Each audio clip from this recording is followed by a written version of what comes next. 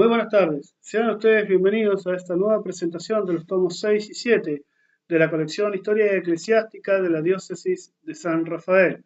Soy el licenciado Sergio Daniel Donofrio, autor de la misma. En esta oportunidad vengo a presentarles la hermosa y entrañable historia de quien fuera el primer precursor de la diócesis, Monseñor Ernesto Vicente de Miguel. En esta primera presentación nos adentraremos de Monseñor Ernesto de Miguel. Es necesario dividir esto en dos tomos, puesto que realmente es una vida sumamente compleja, una vida sumamente ardua, una historia de una personalidad que supo converger en dos grandes facetas: sacerdote, músico y poeta, que compone este tomo 6, esta primera parte, donde se aborda toda su vida, toda su obra intelectual, toda su obra musical y artística, y por el otro lado su acción pastoral manifestada en el primer precursor. Es allí donde abordamos la construcción de Catedral San Rafael Arcángel, la construcción de la parroquia San Miguel, y la construcción de la parroquia Nuestra Señora del Valle, que dicho sea de paso muy pocos conocían que había sido de Miguel el artífice de la misma. Es así como comenzaremos a abordar esta figura tan relevante para nuestra diócesis. En primera instancia, como podemos observar allí, ¿sí? Se plantea un enorme desafío, puesto que requirió de una investigación muy ardua, dado que había muy poca información sobre su persona, por lo cual realmente se requirió una investigación, una indagación de fuentes históricas bastante extensa y ardua, ¿no? ¿Qué sabemos de Monseñor Ernesto de Miguel? En primera instancia, bueno, ¿por qué los dos tomos? Como ya se explicó anteriormente. Bien, ¿qué sabemos de Monseñor Ernesto Vicente de Miguel? Nacerá el 2 de abril de 1911, y es aquí donde se da la primera disyuntiva, lo mismo que pasaba con Kruk. Con Monseñor Kruk, en papeles, figuraba que el mismo había nacido en Apóstoles, y en realidad había sido asentado allí, pero su lugar de origen es Concepción de la Sierra, un pueblo contiguo. En este caso sucede casi lo mismo. Monseñor Ernesto de Miguel va a ser asentado en Guaymallén. Es por ello que en distintos documentos figura que su nacimiento se produce allí. No obstante, él va a ser oriundo de Tunuyán, cotejando los documentos con los testimonios orales de diferentes personas que lo conocieron. Llegamos a develar este misterio, ¿no? El mismo va a nacer en el departamento de Tunuyán y va a ingresar a la edad de 11 años, obviamente ya en el año 1920, al Seminario Menor de San Juan de Cuyo. Es por eso también que se desconoce gran parte de su vida inicial, de su infancia, dado que, bueno, se vio despegado de sus padres para ingresar y seguir su vocación en San Juan de Cuyo. ¿Qué sucede aquí? Para esa época el seminario no tenía las instalaciones pertinentes para continuar sus estudios en el seminario mayor.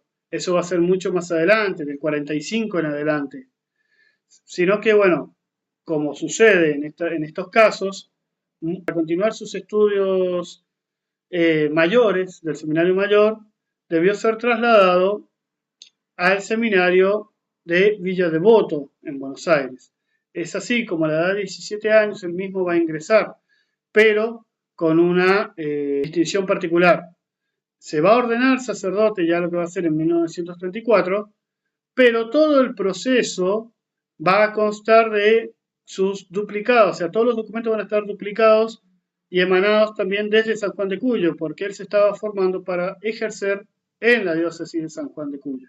Recordemos que la diócesis de San Juan de Cuyo en esos momentos abarcaba lo que es actualmente las provincias de San Juan, Mendoza, Neuquén y San Luis. Más adelante, en el año 1934, mediante la bula Nobilis Argentina Nationis de Pío XI, se va a crear la diócesis de Mendoza, que va a abarcar, lógicamente, Mendoza, San Luis y Neuquén, elevando a arquidiócesis a San Juan de Cuyo, para posteriormente, ya en 1961, se cree la diócesis de San Rafael mediante la bula de Ecclesia Christi, y a su vez se fragmente y se cree la diócesis de Neuquén y San Luis.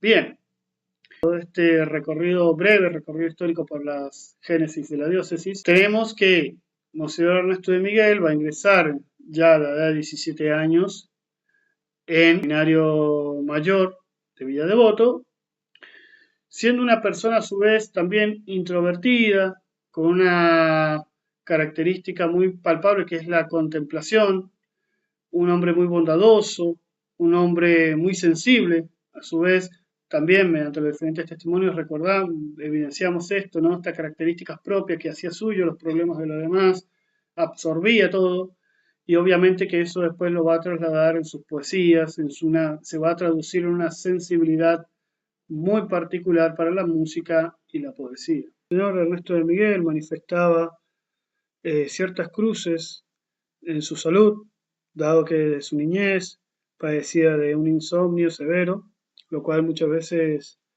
se traducía, ¿no? en que varias ocasiones se encontrase en su habitación intentando conciliar el sueño, dormitando por breves tiempos. Otra de las cuestiones es que sufría una depresión, como así también una úlcera o gastritis intestinal, que también lo acompañó durante toda su vida. Es así también como se evidencia a un pastor que ha sufrido grandes cruces durante muchos años de su vida.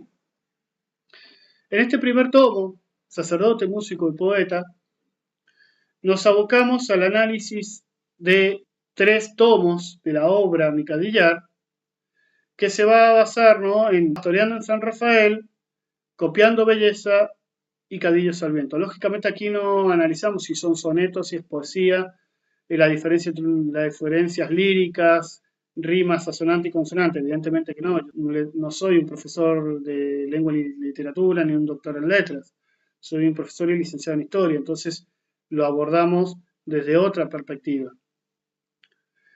Bien, es aquí como vamos a comenzar a evidenciar la configuración de esta obra de Micadillar. El primer tomo va a ser Pastoreando en San Rafael, una obra sencilla de 65 páginas, con un total de 115 poesías, que está dedicada a los amigos y a sus obispos. Nos introduce en lo que va a ser el ámbito social y eclesial de San Rafael. Es así como mediante este pequeño escrito le va a dedicar poesías a Primatesta, a Monseñor Francisco Primatesta, el primer obispo de San Rafael del año 1961 al 65, a Monseñor Carreras del 65 al 69. Aquí se muestra mucho, ¿no?, la tensión dada entre el ámbito eclesial, ¿no?, entre los sacerdotes y los obispos. A quien más poesías le va a dedicar va a ser a su amigo y pastor, Monseñor León Krug, a quien le dedica 3 poesías específicas, desde las felicitaciones, adulaciones, elogios a sus virtudes, como así también una sentida poesía producto de su partida en el año 1991 por un accidente de tránsito. También le va a dedicar poesías a 2 de sus grandes amigos, quien van a ser el padre Victorino Ortega, la primera vocación menor de San Rafael, quien después será nombrado Monseñor protonotario supranumerario, miembro de la corte papal de Benedicto XVI. Por otro lado, constructor también, ¿no?, con el Monseñor Victorino Ortega, constructor de 5 parroquias en la diócesis. Por otro lado, tenemos a su gran amigo, el padre Juan Bautista Gastón, su compañero en Catedral San Rafael, que, quienes distaban mucho, se contrastaban mucho en cuanto a sus temperamentos. Realmente, Monseñor de Miguel, ¿no? Como dijimos, alguien sumamente tranquilo, introvertido. Y por el otro lado, al querido padre Juan Bautista Gastón, de carácter muy fuerte, impulsivo, pero ambos con un profundo celo eclesial, con un profundo celo a la Eucaristía, amor a la tradición de la Iglesia, fieles sacerdotes de Cristo, ¿no? Son cuestiones ya más de temperamentos y carácter que cada uno de nosotros tenemos. Ambos músicos, y realmente compartían un amor por la música muy grande. De hecho, se sabe que el padre Juan Bautista Gastón era incluso superior en cuanto a su conocimiento de la música que Monseñor Ernesto de Miguel. No obstante, eran grandes amigos, obviamente. Y bueno, Monseñor de Miguel también, un hombre inmerso en el mundo intelectual, era amigo del hermano de, de Bufano, del poeta de Cuyo, amigo de las hermanas Bombal, Susana Bombal, y amigo de Jorge Luis Borges. Ya en lo que es Copiando Belleza, el segundo tomo de esta colección escrita por Monseñor Ernesto de Miguel, consta de 30 páginas, donde vamos a tener un total de 49 poesías, y aquí se manifiesta la admiración y la contemplación de la naturaleza como manifestación de lo divino. ¿Qué quiere decir? Recordemos que el poeta capta la esencia de las cosas y las transmite al pueblo. Monseñor Ernesto de Miguel va más allá, capta en la belleza de la naturaleza la magnificencia de Dios. Es así como nos otorga grandes y bellas poesías respecto de la presencia de Cristo, la presencia y la perfección de la creación mediante la naturaleza del paisaje cuyano. Aquí tenemos, por ejemplo, Tardecita en los Molles, Salmo a Tunuyán, Galas de Otoño, Invernal, Tiempos de Poda, Invierno porfiado, Trabajo de Destiempo, Primavera tardía, Tormenta de verano y, lógicamente, también Granizo. ¿Por qué traemos esto? ¿No? Porque estas poesías, al escucharlas, incluso si las escuchamos y cerramos los ojos, nos traslada naturalmente al paisaje cuyano. Tenemos, por ejemplo, Danza Otoñal. No, como sabemos, no es lo mismo el otoño en Mendoza, como narra la tradicional canción. Es aquí cuando Monseñor de Miguel nos transporta a esa etapa del año que tiene sus particularidades, ¿no? Personalmente prefiero la primavera y el verano, ¿no? Pero bueno, no quita que otoño tenga su belleza y sobre todo el otoño en Mendoza, ¿no? En esta bella poesía, Monseñor de Miguel nos invita a mirar el otoño con otros ojos, ¿no? Ahí nos dice, danzaron las hojas secas, según el compás del viento, que jugueteaban contentos, como perros que lo sueltan, y se gozan dando vueltas por puro entretenimiento. Las hojas en las veredas se movían alocadas, jadeos y carcajadas exhalaban en sus rondas, se mostraban muy orondas de verse tan agitadas. Vemos esta imagen no tan característica del otoño. Por otro lado, del invierno, seguimos dando este paseo por las diferentes etapas del año, donde Monseñor de Miguel aquí nos dice, ¿no? Nos retrata tal cual es el territorio cuyano en el invierno, y sobre todo en el campo, ¿no? Campo vestido de invierno, con un sol de maravillas, el alma siente cosquillas de ganas de retozar y poderse revolcar sobre la tibia gramilla. Muralla de cardo seco a lo largo del camino, esperando que algún vecino haga con él una pira y se arme la tararira con San Pedro Campesino. Vemos aquí, ¿no? En particular del invierno mendocino, ¿no? Vemos una imagen también del otoño, del invierno mendocino, ¿no? Ya las heladas que caen, la protección que debe tenerse con la viña y con los frutales. Y es acá donde nos conecta también de Miguel con una de las actividades propias del invierno, que es en los tiempos de poda, haciendo figura, ¿no? Rememoración figurativa del buen viñatero, del que es Dios nuestro Señor, quien nos poda para que demos fruto y lo demos en abundancia. Lo mismo sucede en la etapa de poda en el invierno. El tiempo en que cortan las tijeras, con un monótono trinchar de ramas. Una corta sarmientos en la hilera y la otra desde un ciruelo se reclama. Aves exóticas del frío acero entran en diálogos de cortes secos, llenándose las quintas y potreros de cálida música en sus ecos. Es aquí donde Monseñor también nos muestra, ¿no? cómo es la actividad propia del campo cuyano, ¿no? En este tiempo que aparecen los maestros de la poda, ¿para qué? Para preparar las plantas para que den fruto en verano. Y es acá como nos conecta directamente, sin decirlo, con la etapa de la vendimia.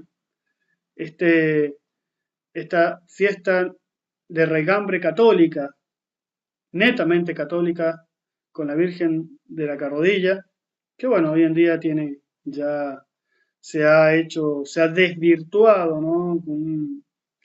Mostrándose meramente turística, con últimamente también una atención netamente indigenista que nada tiene que ver con nosotros.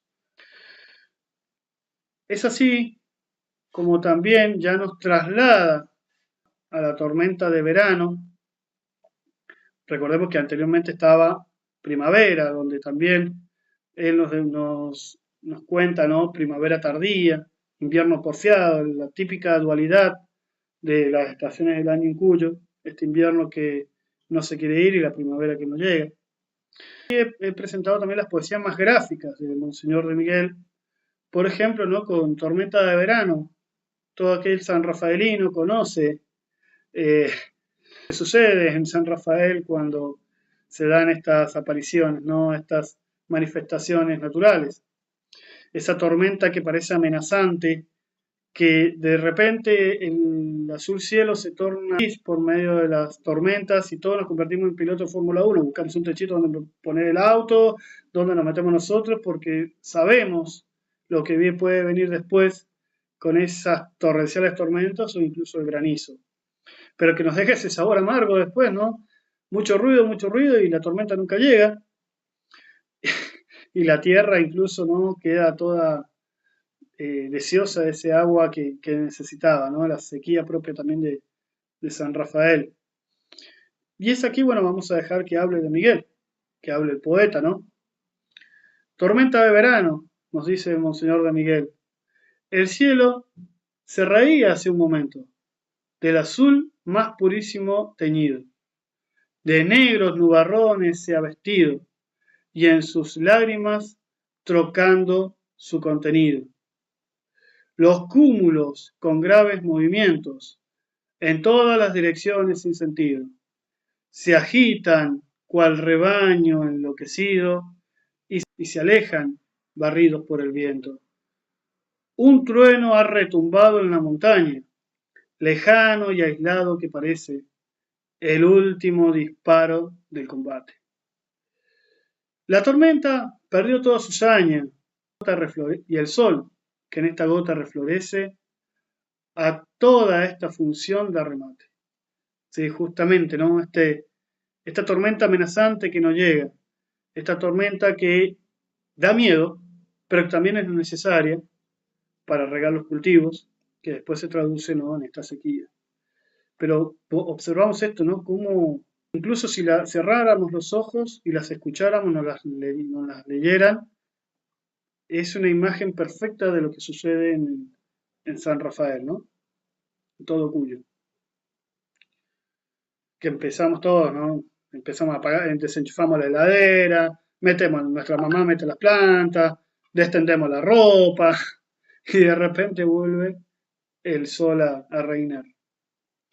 Pero sí después también tenemos esta otra poesía que narra cuando la tormenta realmente cumple su cometido, ¿no? Que es granizo, ese, ese hielo que cae del cielo y que realmente provoca destrozos. En un año termina con todo el trabajo del paisano, todo un año de trabajo perdido. Está el flagelo del pequeño y mediano productor, ¿no? Y es así como dice: los blancos nubarrones se adueñaron en un instante del azul del cielo, y como monstruos que levantan vuelo, los torbellinos se encumbraron. Oscureció la tarde, retumbaron de un tronar del recio duelo. Como piruetas circenses rebotaron todas las frutas irrumpiendo luego, en una baraúnda enloquecida, desgajando y moliendo a sangre y fuego, con saña de una fiera embravecida, un sudario de perlas congeladas cubre ahora las viñas flageladas. ¿No? Realmente una poesía que evidentemente retrata la situación de Cuyo en estas tormentas de verano, donde justamente se pierde todo el trabajo de un año. Esta imagen, esta poesía, esta triste situación nos conduce evidentemente al consuelo del paisano, al consuelo del católico, que es nuestra amada madre, en este caso bajo la advocación de Nuestra Señora de la Carrodilla, patrona de los viñedos. Por eso decimos que la vendimia es una festividad netamente católica, que se ha tergiversado y que ha renegado de su raigambre católica, pero que en el fondo del corazón del paisano, del finquero, sigue viva, pues la Virgen de la Carrodilla es consuelo a los trabajadores que se amparan en ella para levantarse y seguir trabajando. El pueblo cuyano, evidentemente católico, es de María y es ella quien se encarga de guiar y consolar al sufriente. En Cadillos al viento, por otro lado, de Miguel desenvuelve todo su arsenal teológico. Recordemos que de Miguel también fue doctor en teología, fue licenciado en filosofía y doctor en teología, como también lo fueron también los demás precursores, como por ejemplo Victorino Ortego, Basilio Buñuel, y bueno, también lo fue el obispo más grande de nuestra diócesis, Monseñor León Cruz. En Cadillos al viento encontramos un total de 58 páginas con 129 poesías.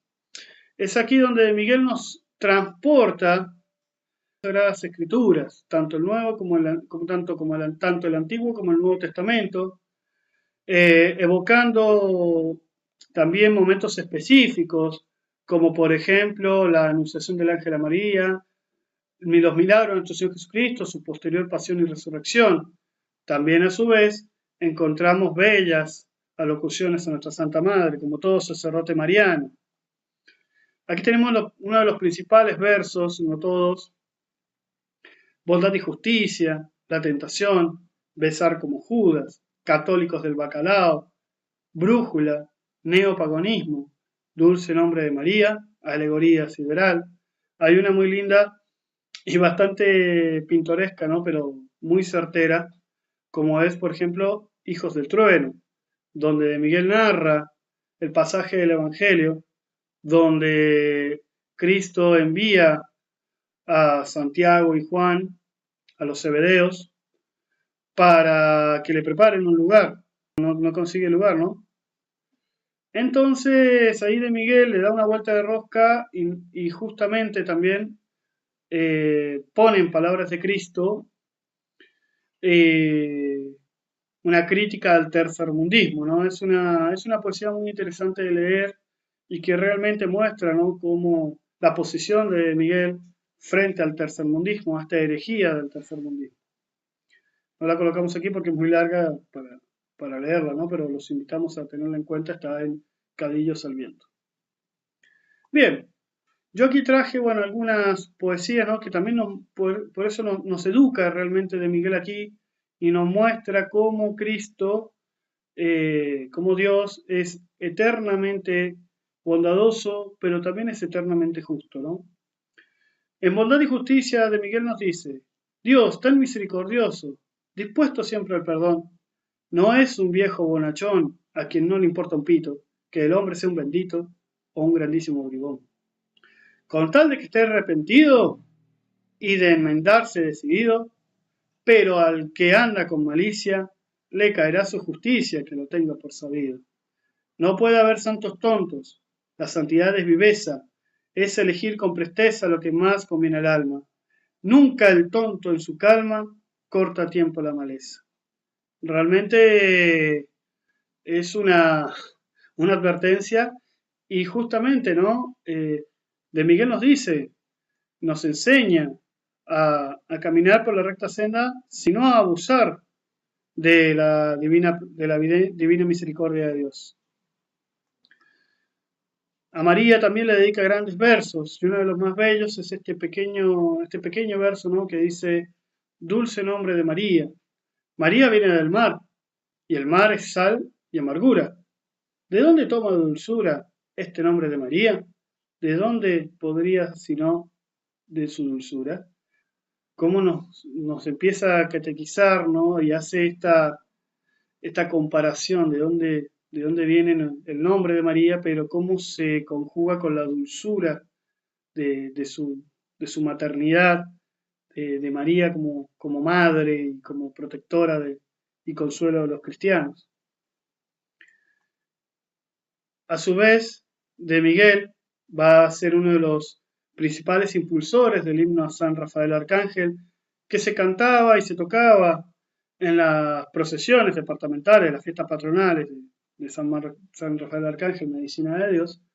Pero bueno, ya ha caído en desuso hace muchos años que no se canta. Bueno, me pareció muy lindo también traerlo a colación, porque de Miguel fue quien se encargó de pedirle a los compositores que lo escribieran, que lo elaborasen, ¿no? Hay un detalle particular acá, ¿no? Que San Rafael, más adelante lo vamos a ver, pero es la única diócesis en el mundo que está bajo la advocación de San Rafael Arcángel, Medicina de Dios. No existe otra diócesis bajo esa advocación, salvo la nuestra. Aquí encontramos su Harmonium. Aunque rara vez se vio de Miguel tocarlo por cuestiones de tiempo, pero este Harmonium actualmente se encuentra en la capilla del Seminario Santa María de Madre de Dios y fue, bueno, el que era perteneciente a Monseñor Ernesto de Miguel. Un tiempo estuvo ubicado en el coro de la capilla de la parroquia Nuestra Señora del Valle, a la cual vamos a hacer locución más adelante. Es así como finalizamos este primer tomo, Monseñor de Miguel, sacerdote, músico y poeta, y nos adentramos ahora al segundo tomo, o tomo 7 de la colección, Monseñor Ernesto de Miguel, el primer precursor, porque justamente aquí encontramos toda su acción pastoral y evangelizadora en Mendoza y en San Rafael. Es de tener en cuenta que ¿por qué el primer precursor? Porque como lo dijimos, fue el primero en todo, el primer sacerdote ordenado en la naciente diócesis de Mendoza en 1934, apenas meses de creación, de diferencia entre la creación de la diócesis y la ordenación de Miguel. A su vez, también fue testigo del nacimiento de dos diócesis, como dijimos, en el 41 de Miguel va a llegar aquí, habiendo ya presenciado y siendo ordenado en Mendoza, en el 41 va a ser encardinado, enviado por Buteler aquí a San Rafael, y justamente va a ser testigo en 1961 de la creación de la diócesis de San Rafael. Constructor de las parroquias, ¿por qué? Porque fue constructor de la Catedral San Rafael Arcángel, como ya veremos y hemos evidenciado, pero también va a ser constructor de dos parroquias más, las cuales van a ser la parroquia San Miguel Arcángel y la parroquia Nuestra Señora del Valle, que dicho sea de paso, muy pocos conocen quién fuera su constructor, Monseñor Ernesto de Miguel. También, en cuanto a su espiritualidad, vamos a encontrar las principales devociones, que son la devoción al Sagrado Corazón y la devoción a María Santísima. A su vez, bueno, sabemos que Monseñor de Miguel en el 41 va a arribar aquí a San Rafael, pero también el clero castrense, el ejército, el glorioso ejército argentino, va a pedir que de Miguel sea parte del clero castrense, a lo cual Buteler se va a negar, dada la escasa cantidad de sacerdotes. Mover a de Miguel hubiese sido también dejar sin atención a San Rafael. De hecho, de Miguel también va a ser por más de 30 años vicario general de la diócesis en ausencia de los obispos. Bien, empezamos ahora con nuestra hermosa Catedral San Rafael, nuestra segunda casa de muchos de nosotros. ¿Qué sabemos sobre esta iglesia? En primera instancia hay que entender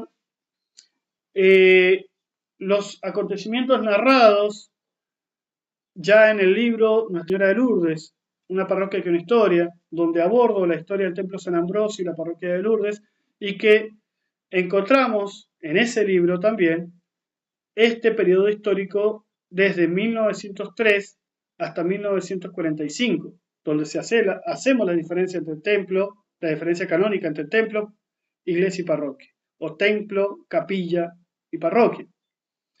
En el año 1903 se produce el traslado de la ciudad de San Rafael desde la Villa 25 de Mayo a la colonia francesa actual, en el actual emplazamiento de San Rafael. Es así como el Templo San Ambrosio, creado en 1892 por las manos de los inmigrantes italianos, va a pasar a ser la sede de la parroquia San Rafael. Ya en el año 1935, Monseñor José Aníbal Verdaguer bendice la piedra fundamental del templo parroquial San Rafael de Arcángel en la actual calle Manuel Belgrano. ¿Para qué? Pues en 1944, cuando se inicia la remodelación de la sede parroquial, las refacciones de la sede parroquial en la actual parroquia de Nuestra Señora de Lourdes, actualmente parroquia San Rafael, Monseñor Ernesto de Miguel va a tener una amplia participación. Esto consta incluso en la documentación cuando se lo declara ciudadano ilustre de la ciudad de San Rafael. En 1945, bueno, se da finalmente el traslado de la parroquia, de la sede parroquial, al actual salón de catedral, en ese momento parroquia San Rafael. Y se nace Nuestra Señora de Lourdes como parroquia como tal. Ahí tenemos la colocación de la piedra fundamental en 1929 en el actual salón de catedral. Podemos observarla a continuación. La parroquia San Rafael Arcángel en el actual salón parroquial en sus tiempos. Ahora bien, el proyecto inicial de la parroquia, de la catedral, un proyecto sumamente ambicioso, que bueno, dista un poco de la configuración actual de la parroquia, de la catedral, pero no le quita belleza, digamos. La catedral es muy hermosa y como dijo Monseñor Ernesto de Miguel, se hizo lo que se pudo con lo que se tenía. Es aquí como podemos observar, ¿no?, que el templo, la nave, iba a constar de una nave central con dos naves laterales, finalizando con la bóveda y el altar mayor, presidido también por columnas sumamente fuertes. Como dijimos, una cosa es el proyecto y otra cosa son los recursos económicos que se cuenta en la realidad. Es así como de Miguel va a comenzar a llevar adelante esta construcción en diferentes etapas. Como dijimos, en 1935 Verdaguer va a bendecir la piedra fundamental el 20 de octubre y de 1935 a 1938 empiezan a organizarse las primeras obras dirigidas por el maestro mayor de obras Manuel Lozano con fondos de colectas y un subsidio nacional de 10.000 pesos. Entendamos si tenemos que ubicarnos en el contexto histórico de la época, donde, para poder comprender el valor monetario del momento, ¿no? Ya en el año 1946 se conformó la primera comisión de caballeros presidida por Francisco Crisafulli, quien impulsó el avance de la construcción. Ya la etapa final tenemos una de las etapas finales, porque tenemos que recordar que en 1952 se da la inauguración provisoria de la catedral.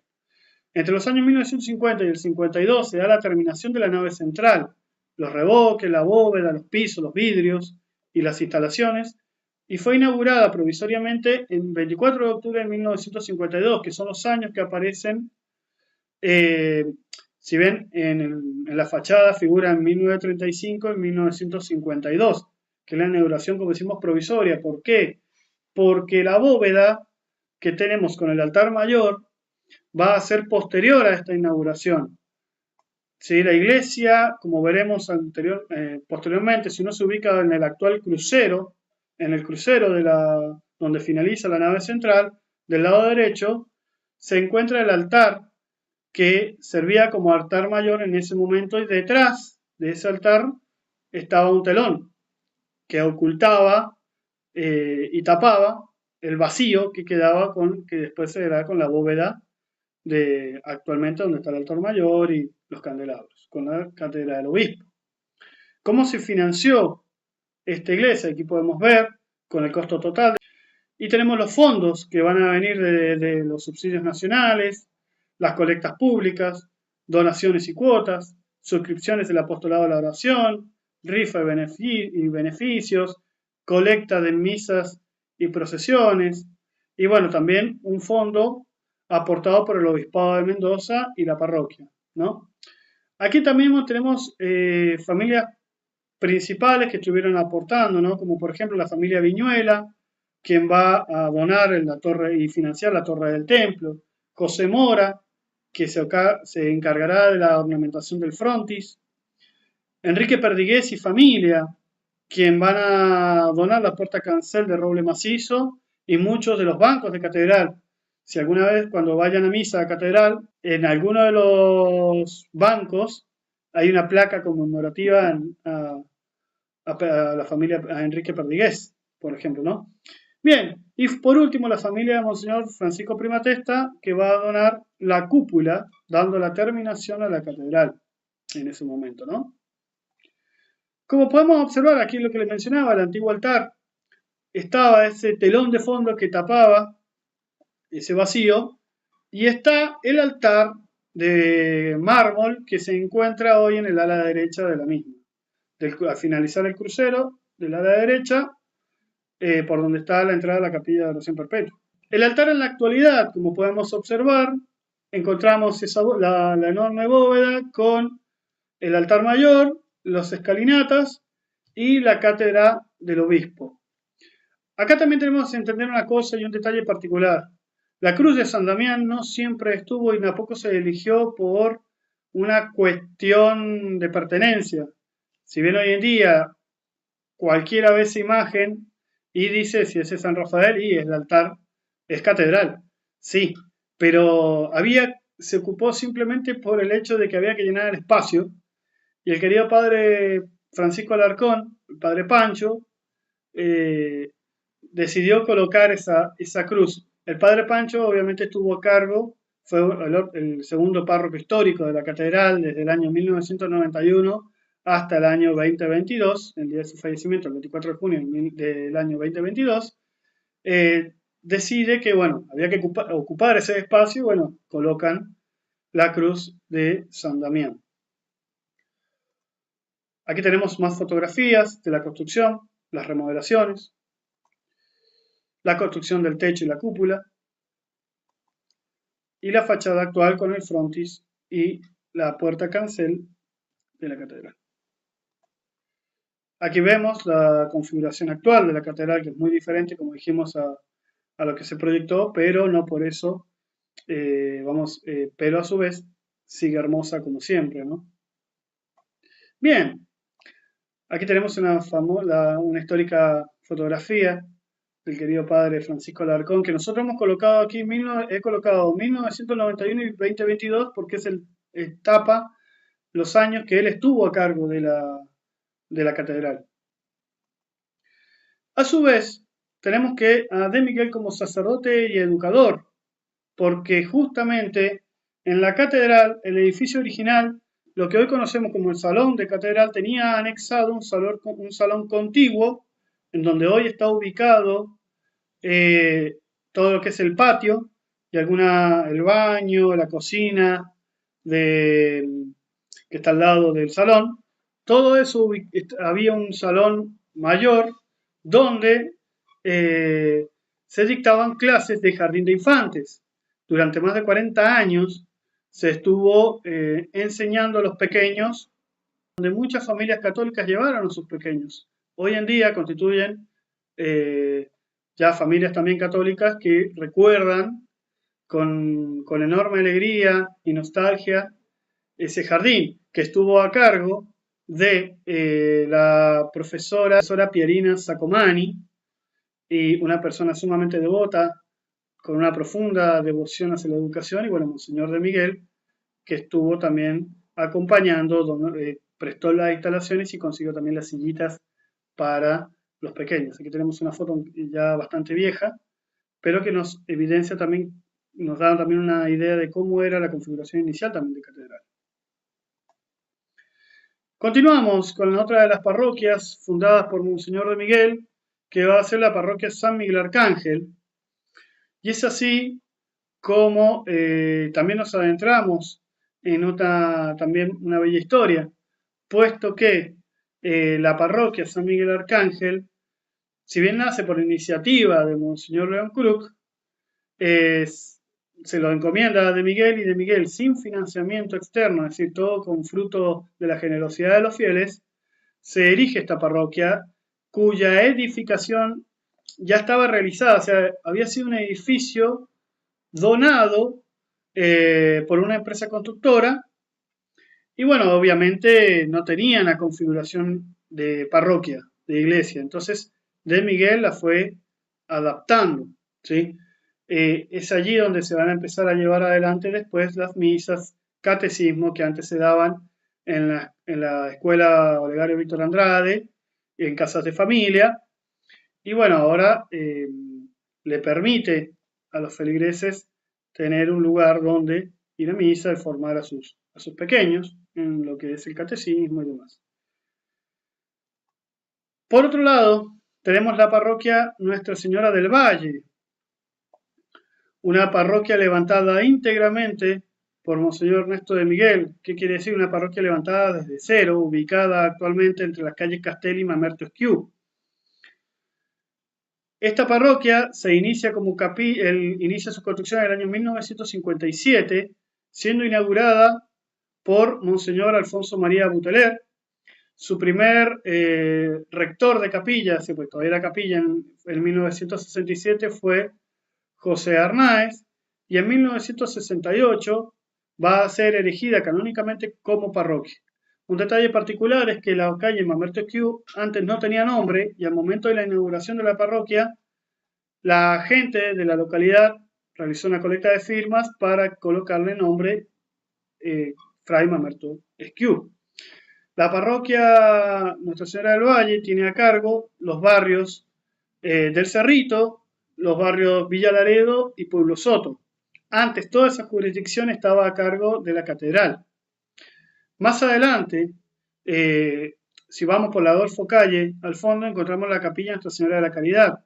Para evitar confusiones, pues la capilla está bajo la jurisdicción de la parroquia de Nuestra Señora del Valle, pero esta capilla, nombrada bajo las virtudes teologales, como lo es la fe, la esperanza y la caridad, por eso los nombres de las diferentes capillas, de estas tres capillas en particular, fueron edificadas por Monseñor León Kruk.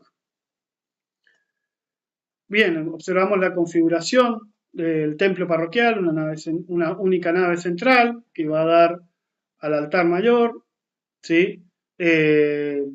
Rodeada por cañones, ¿sí? De laterales, y obviamente una imagen de la Virgen, los nichos natelares con santos y estaciones del Via Crucis, ¿no? Los vitrales, que van a ser remodelados también por el padre Gustavo Orcelet, va a ser la obra artística, la va a llevar adelante la artista, la pintora Belén Bursicelli, con los motivos del misterio del Santo Rosario, el Espíritu Santo, la Encarnación, la Eucaristía y la Pasión y Resurrección. ¿Cuál es la finalidad de los vitrales? A ver, históricamente ha sido así. La Iglesia Católica históricamente ha catequizado a través de los vitrales, de los vitrales de las famosas catedrales y las iglesias. En este caso es exactamente lo mismo. Se busca eso, ¿no? Tenemos el retablo de Nuestra Señora del Valle. Y ingresamos ahora con las devociones principales de Monseñor Ernesto de Miguel. Como dijimos en principio, Sagrado Corazón de Jesús, advocación ya difundida por Santa Margarita y María de Alecoque en el siglo XVII. ¿Sí? Don Monseñor de Miguel va a ser un gran impulsor de esta devoción y este altar se puede encontrar una vez que, si vamos en el crucero hacia la izquierda, está detrás del coro, está esta advocación, ¿no? Evidentemente también Argentina está consagrada al Sagrado Corazón, también está consagrada a la Virgen de Luján y al Inmaculado Corazón de María. Otra de las devociones propias también de Miguel, pero que por medio de ellas intentó también unir a dos de las colonias más importantes de San Rafael, la colonia italiana y la colonia española, se encuentran en el ala, si uno ingresa por la catedral, cada una, Nuestra Señora de Pompeya en el ala izquierda y directamente enfrente Nuestra Señora del Pilar, uniendo de esta manera las dos devociones de las dos colonias más importantes de San Rafael. La devoción a Nuestra Señora del Rosario de Pompeya, que es promovido celo apostólico por Monseñor Ernesto de Miguel, tiene su origen en el sur de Italia, en el siglo XIX, impulsada por el beato Bartolo Longo. Y enfrente tenemos, como dijimos, a Nuestra Señora del Pilar, cuyo altar de mármol nos muestra justamente a Nuestra Señora del Pilar, que es patrona de la hispanidad. Recordemos que hace poco fue el 12 de octubre, donde, bueno, se veía un montón de actos sacrílegos, incluso, ¿no? Actos realmente que desvirtúan el verdadero significancia de esta fiesta en pos de tendencias indigenistas. La aparición de Nuestra Señora del Pilar es la primera aparición de la Santísima Virgen en vida, mientras estaba en vida, que se le aparece al apóstol Santiago apoyándolo, dándole aliento para convertir a España, ¿no? Bien, es así como se da, ¿no?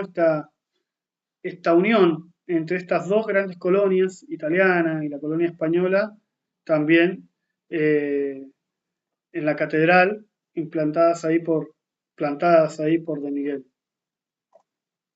Bien, ahora nos vamos a abocar a los últimos años de vida del primer precursor, aquel humilde sacerdote que se dio por entero a la diócesis. Aquí planteo y muestro su testamento holográfico, escrito a puño y letra, pero porque me pareció que justamente evidencian la enorme humildad de este pastor de almas, ¿no? Donde él se declara sacerdote de San Rafael, no posee inmuebles, sus ornamentos sagrados, es decir, su casulla, su alba y su cíngulo, deberían servir para amortajarlo y acompañarlo hasta en su féretro. El único dinero que él tenía reservado es para cuestiones de enfermedad y el sepelio, sin ostentaciones.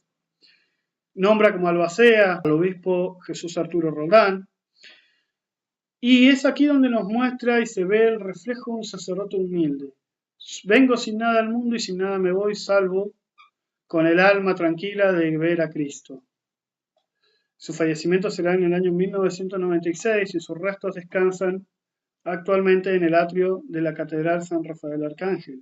Dicho sea de paso, el actual párroco de la catedral, el padre Luis Fachelo, está llevando adelante una bella tarea que en justicia también ya correspondía, de preparar en la calle Pellegrini, al costado de la catedral, una especie de mausoleo donde serían trasladados los restos mortales de Monseñor Ernesto Vicente de Miguel y del querido también Monseñor Francisco Alarcón, Padre Pancho, para darle un lugar más digno donde puedan ser visitados incluso. Recordemos también que Monseñor Jesús Arturo Roldán será quien decidirá en su momento trasladar los restos de Miguel desde el cementerio al atrio de la catedral. Bien, con esta sencilla presentación he intentado traer a ustedes estos dos tomos de Monseñor Ernesto de Miguel ya disponibles, realizan bajo pedido, 100% artesanales y se envían desde Mendoza capital. Bueno, muchísimas gracias y bueno, como siempre decimos, la idea de esta colección es revalorizar y recordar la figura de aquellos insignes sacerdotes, congregaciones religiosas, santos y laicos que han sido figuras indispensables, pilares para la diócesis. Así que los acompaño y los insto a apoyar esta colección que es 100% a pulmón para que se conozca y los jóvenes fundamentalmente conozcan la historia de su diócesis. Monseñor de Miguel ruega por nosotros.